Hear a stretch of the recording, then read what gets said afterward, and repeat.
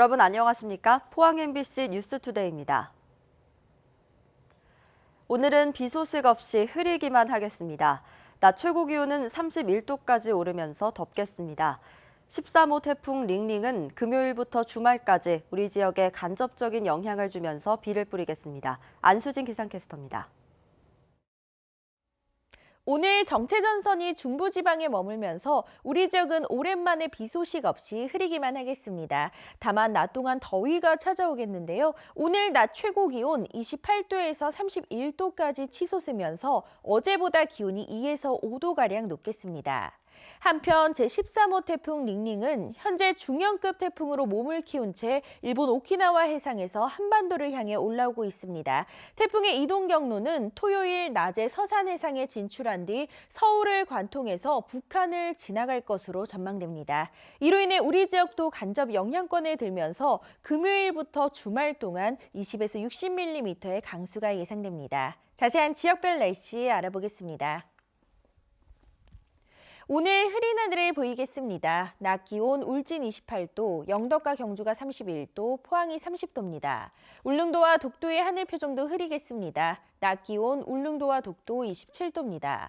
동해 중부 해상에는 가끔 빗방울이 떨어지겠고 남부 해상에는 구름만 많겠습니다. 바다의 물결 동해 중부 해상에서 최고 2m, 동해 남부 해상에서 최고 1.5m까지 일겠습니다.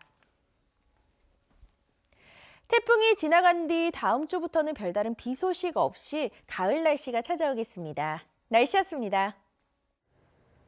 용광로 비상안전밸브, 이른바 브리더를 통한 오염물질 배출 문제와 관련해 환경부가 조건부로 브리더 개방을 허용하기로 했습니다.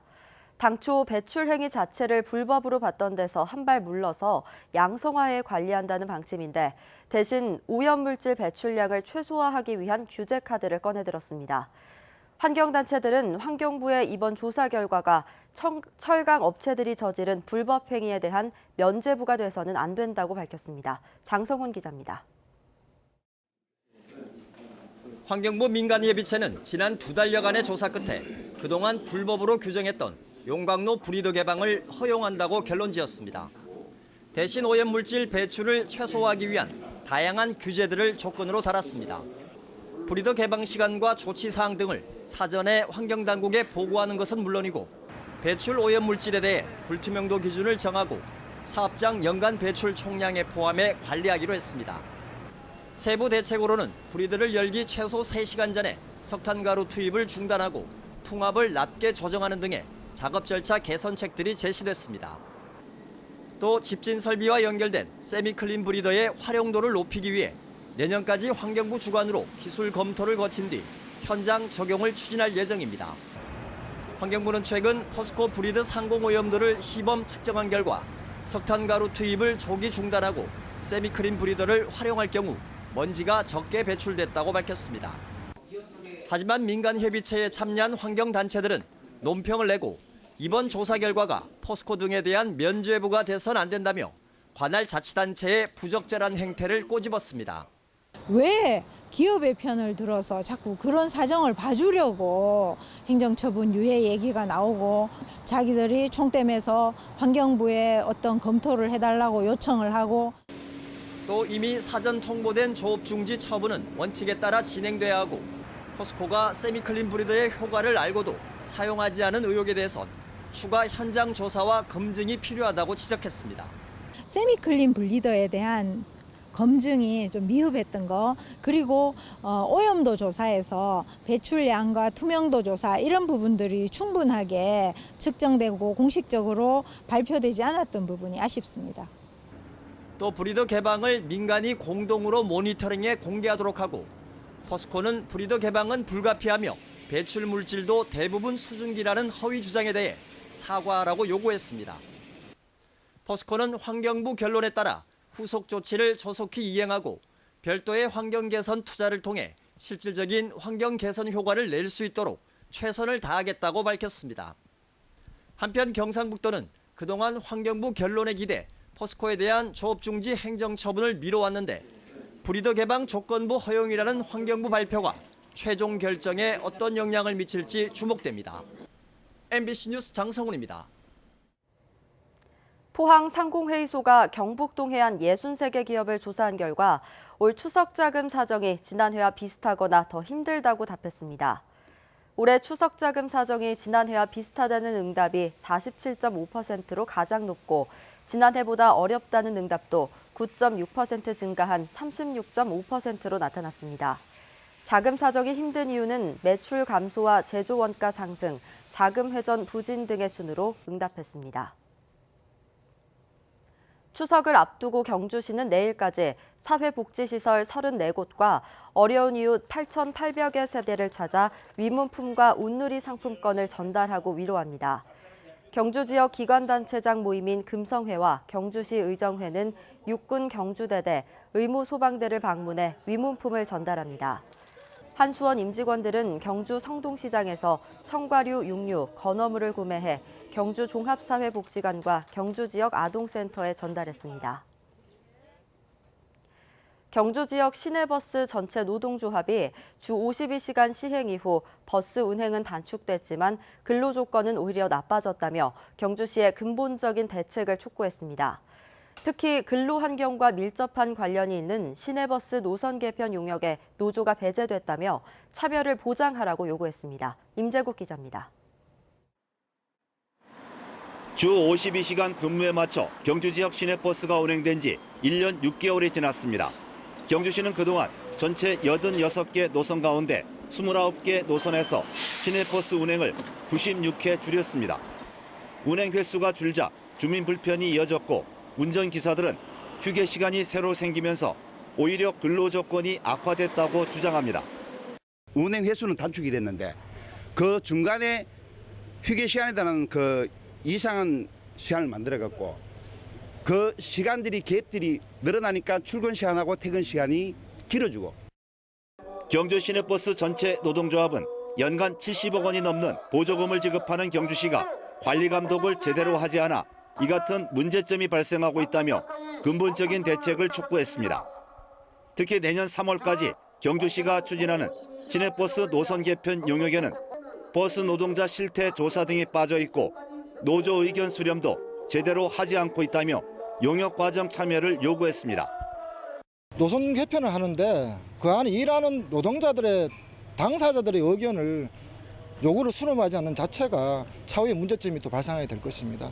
그리고 일하는 노동자들이 자신의 퇴직금이 제대로 적립돼 불안하지 않고. 이에 대해서 경주시는 조만간 1차 용역 보고안이 나오면 노사와 협의하고 퇴직금 적립 여부 등 현안에 대해서는 수시로 관리하고 있다고 해명했습니다. 저희들도 노선 개편에 아직까지 직접적으로 개입을 안 하고 있습니다. 아마 오늘 용역회사에서 계략적인 노선 개편 안을 가지고 오면은 회사 측하고 근로자 측하고 다시 상의를 할 예정입니다.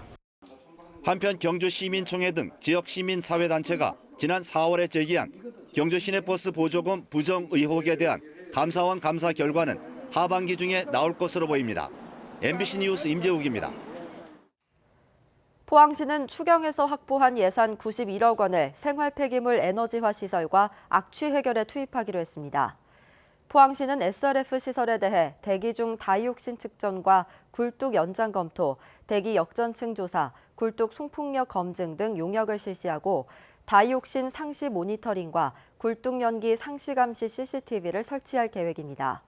또 12월까지 철강공단 주변의 대기 환경 영향 조사와 함께 악취 배출 사업장의 방지 시설 설치도 지원할 계획입니다.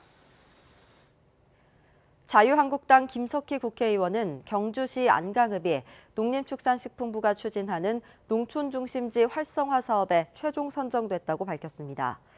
이에 따라 내년부터 4년간 경주시 안강읍 일대에는 160억 원이 투입돼 문화복지 공간 조성과 전통시장 활성화, 생활 편익 시설 등을 확충하는 사업이 추진됩니다. 포항이 수돗물 파동을 다시 겪지 않기 위해서는 근본적인 대책을 지금부터 고민해야 한다는 지적이 제기되고 있습니다. 더 깨끗한 원수 확보와 급수시설 현대화가 절실한데 새로운 취수원 확보와 예산 마련 등 현실적인 걸림돌이 많은 것이 문제입니다. 이규설 기자가 보도합니다. 포항 남구 지역의 정수기 필터를 검게 변색시킨 원인은 망간으로 드러났습니다. 기준치 이하라고는 하지만 문제는 망간이 왜 유독 포항 지역 수돗물에서 많이 검출되느냐는 겁니다.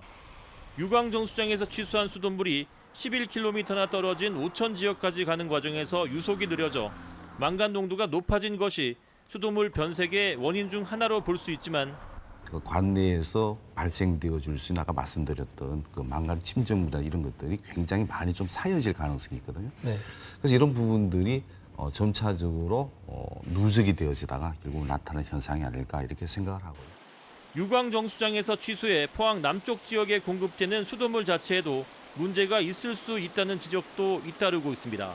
지금 유광정수장 같은 경우에가 가동률 한 90% 정도가 됩니다. 그래서 우리가 일반적으로 정수장의 경우에는 가동률이 한 70에서 75% 정도면 굉장히 안정되어지게 운전을 할 수 있다고 이야기를 하는데 결국은 시설의 용량보다는 좀 지나치게 좀 많은 지금 수돗물을 생산하고 있기 때문에 시설 전체에 과부하가 걸렸을 가능성이 좀 적지 않아 있습니다. 영천에서 원수를 가져오는 포항 북쪽 지역의 수돗물은 문제가 생기지 않았기 때문에 형산강 복류수가 아닌 더 깨끗한 대체 수원지를 확보하는 것이 이번 파동의 근본 해결책이 될 수 있지만 현실적인 걸림돌이 많습니다. 지금 이제 안개댐수하고 이마댐수를 저희들이 원수로 많이 쓰고 있습니다만은 이게 지금 다른 지자체하고 또 쿼터라든가 여러 부분이 얽혀 있다 보니까 확보에 참 상당히 어려움이 있습니다. 어려움이 있고 그러다 보니 이제 보조 수원으로 지금 복류수를 저희들이 형산강 복류수를 취하고 있습니다. 포항에서 소비되는 수돗물의 원수 자급률은 30% 선에 머물고 있습니다.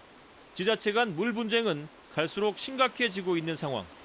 이번 사태를 계기로 지역 내에서 더 깨끗한 원수를 안정적으로 확보할 수 있는 방안을 심각하게 고민해야 한다는 목소리가 커지고 있습니다. MBC 뉴스 이교설입니다. 포항해양경찰서는 간포파출소에 잠수 구조 인력을 추가로 배치해 구조거점 파출소로 운영합니다. 구조거점 파출소는 해양사고에 신속하게 대처할 수 있도록 구조 전문 경찰관 6명과 신형 연안 구조정이 배치됩니다. 한편 포항 구룡포 파출소도 지난 4월부터 구조거점으로 운영되고 있습니다. 영덕군은 올 하반기에 노후경유차 250대를 조기 폐차하기로 하고 오는 18일까지 보조금 지원 신청을 받습니다. 지원 대상은 배출가스 5등급 경유 차량과 2005년 이전에 제작된 덤프트럭 등 도로용 3종 건설기계로 오래된 차량부터 우선 지원합니다. 영덕군은 올 상반기에도 66대의 노후경유차 조기 폐차 보조금을 지원했습니다. 통합신공항 최종 후보지 선정을 앞두고 경상북도 항공정책 자문회의가 열렸습니다. 전문가들은 미래 항공 수요 증가에 대비해 추가 확정이 용이한 입지를 선택하는 게 무엇보다 중요하다고 입을 모았습니다. 홍석준 기자입니다. 대구 통합 신공항 건설을 지원하는 경상북도 항공정책 자문회의. 신공항의 설계 방향을 논의하는 자리였지만 자문위원들은 공항 입지의 중요성을 강조하는 데 상당 시간을 할애했습니다. 과거에는 20, 30년으로 추정했지만 지금 그거를 뛰어넘는 입지가 공항의 용량을 좌우하기 때문에 입지로서 용량이 결정된다는 걸 다시 한번 말씀드리고 대구 통합 신공항 면적은 15제곱킬로미터. 이 가운데 민간 공항에 할당된 건 0.3제곱킬로미터. 전체 면적의 약 2%에 불과합니다. 전문가들은 군공항에 민간 공항이 더부살이하는 상황에선 미래 항공 수요에 대응하는 데 한계가 있을 수 있다며 추가 부지 확보가 필수라고 입을 모았습니다. 민시설을 들어갈 자리가 없어요. 그러면 어떤 그 활주로의 끝단부위가 될 텐데 조금 더 그 적극성을 가지고 확장 부지를 확보하는 것이 제일 중요합니다. 우리 민간에 활주로가 없는 지금 구조지 않습니까? 유연성, 확장성을 생각해서 좀 부지도 더 이렇게 확보해야 될 것 같고요. 앞서 국방부는 의성 군위 가운데 신공항 최종 부지를 주민 찬성률로만 정하겠다고 밝혔습니다. 그러나 의성군은 입지 추가 확장 가능성 등 기술 평가 항목이 반드시 포함돼야 한다며 반발하고 있습니다. 이런 미묘한 시점에 공항 전문가들이 입지의 중요성을 재차 강조하고 나선 셈이어서 통합 신공항 최종 후보지 선정 절차에 어떤 영향을 미칠지 관심이 커지고 있습니다. MBC 뉴스 홍석준입니다. 행정안전부가 지난해 공공기관의 정보 공개 실태를 평가한 결과 울릉군이 전국 82개 군 가운데 최하위인 미흡 등급을 받았습니다. 또 경북도와 포항시, 경주시, 영덕군, 울진군은 보통 등급이었고 경상북도 교육청은 시도 교육청 가운데 우수 등급을 받았습니다. 이번 평가는 청구 이전의 정보를 공개하는 사전 정보 공표와 원문 정보 공개 등 4개 분야에 걸쳐 이뤄졌습니다. 경주교육지원청은 시 공무원과 경찰 등 10명으로 인권지원단을 구성해 장애 학생 인권 보호에 적극적으로 나서기로 했습니다. 장애 학생 인권지원단은 올해 27개 교에 대해 인권 실태를 점검하고 인권 침해 예방 활동을 실시합니다.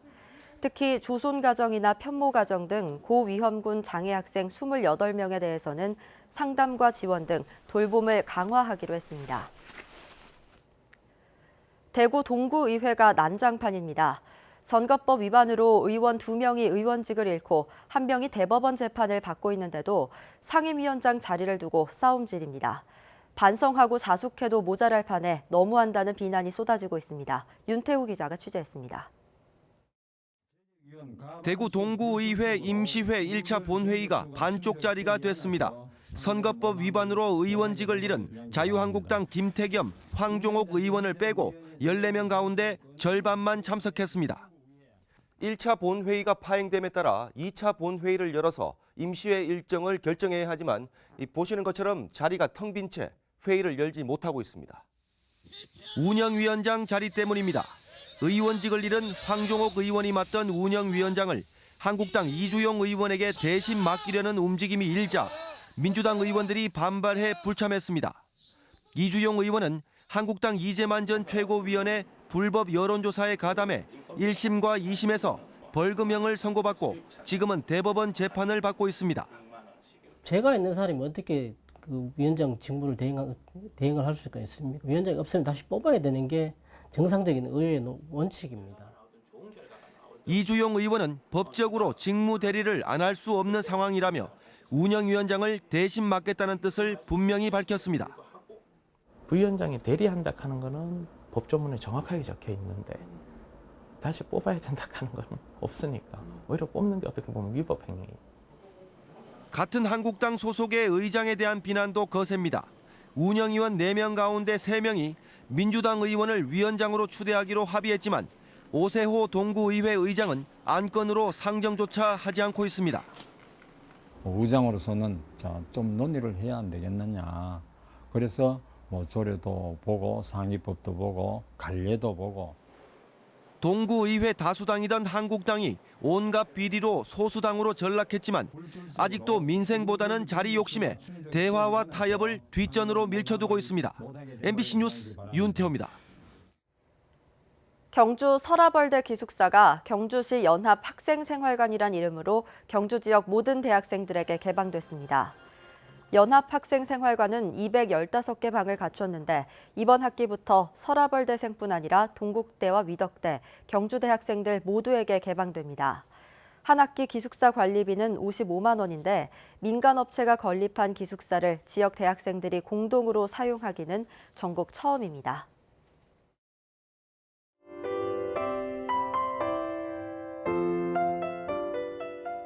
오늘 정체전선이 중부지방에 머물면서 우리 지역은 오랜만에 비 소식 없이 흐리기만 하겠습니다.